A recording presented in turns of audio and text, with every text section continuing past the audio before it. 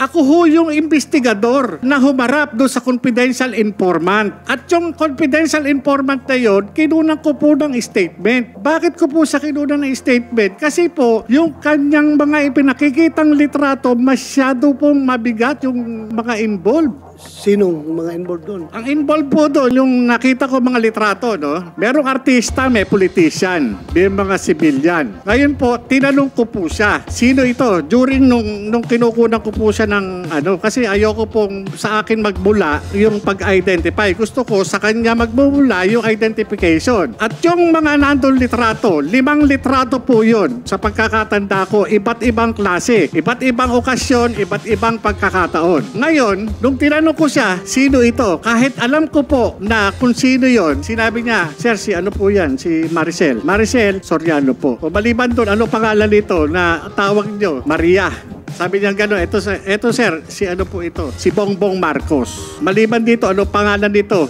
Bonget. Yun po yung sinabi niya. Siya po ang nagsasabi, hindi po ako. Siya po ang nag-identify, hindi po ako. Ako'y nagtatanong lamang po bilang investigador. Maliban dito, sino pa ang nakikilala mo rito? Yung iba nga po, tinakpan po niya ng pentel pen. Dahil nga ayaw niya na i-reveal sa akin yung iniingatan niya rin. May mga iba pong na mga personalidad doon na hindi ko na po matandaan yung mga pangalan. Ngayon po, doon po sa opisina, no kinunan ko ng statement, yung confidential informant, kung sino po yung present na naandun na kasama ko doon sa opisina, inilagay ko po yung pangalan. Kaya po, no kinuha ko yung statement tayo, nakalagay po roon sa harap nina. So, sino yun? Makikita po yun doon sa Kaya nga ang ko doon sa... Hindi mo ma-recall? Hindi ko po ma-recall kasi sa dami na po.